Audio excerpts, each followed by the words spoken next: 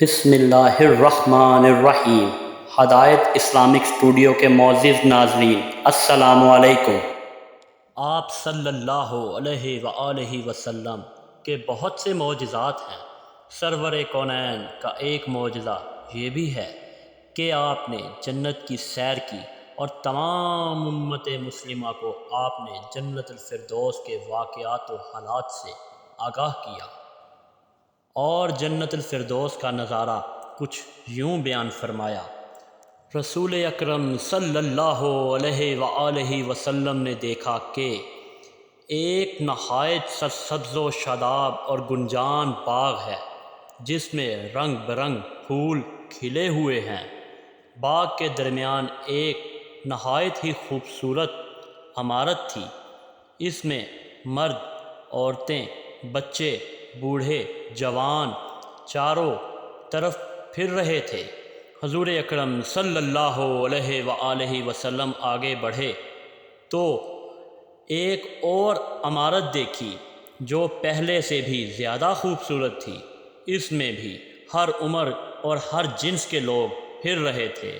اس سے آگے بڑھے تو ایک بہت بڑا اور پرفضا باغ نظر آیا، جس کی چار دیواری سونے اور چاندی کی اینٹوں سے بنی ہوئی تھی۔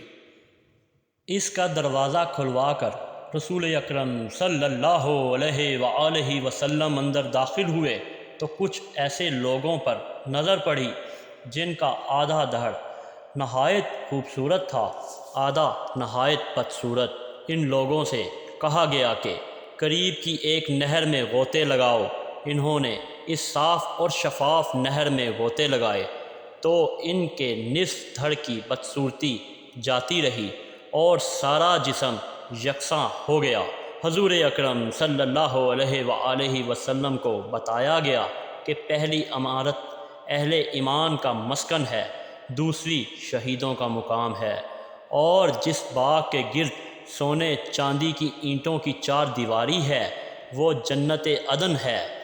جن لوگوں نے نہر میں غوطے لگائے انہوں نے نیک اعمال کے ساتھ بد اعمال بھی کیے تھے، اللہ تعالیٰ نے انہیں بخش دیا۔ پھر حضور اکرم صلی اللہ علیہ وآلہ وسلم کو ایک محل سفید بادلوں کی طرح نظر آیا۔ حضور اکرم صلی اللہ علیہ وآلہ وسلم نے وہاں جانا چاہا، لیکن آپ صلی اللہ علیہ وآلہ وسلم کے ساتھیوں نے کہا کہ آپ وہاں یقیناً جائیں گے، لیکن ابھی اس کا وقت نہیں آیا۔ ایک روایت میں ہے کہ حضور اکرم صلی اللہ علیہ وآلہ وسلم ایک پہاڑ پر روح افزا وادی میں پہنچے، جہاں ایک طرف سے پاکیزہ سرد ہوا آ رہی تھی جس میں کستوری کی خوشبو بسی ہوئی تھی۔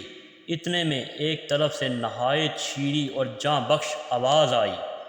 آپ صلی اللہ علیہ وآلہ وسلم نے پوچھا، یہ آواز کیسی ہے؟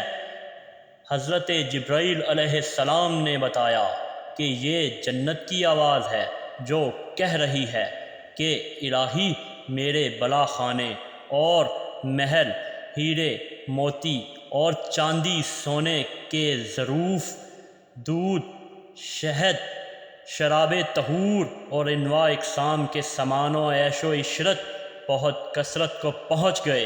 اے میرے رب، اب اپنا وعدہ پورا کر اور اہل بہشت کو میرے اندر آباد کر۔ حق تعالیٰ کا ارشاد ہوا کہ میں تجھ میں ہر مسلم، مسلمہ، مومن و مومنہ کو آباد کروں گا، میں اپنا وعدہ خلافی نہیں کرتا ہوں۔ جنت نے کہا، میں اس انعام پر مطمئن و مسرور ہوں۔ مزید اچھی ویڈیوز دیکھنے کے لیے ہمارے چینل کو سبسکرائب کریں اور بیل آئیکن کو آل پر پریس کر دیں تاکہ ہماری آنے والی ہر ویڈیو آپ تک پہنچتی رہے۔ شکریہ۔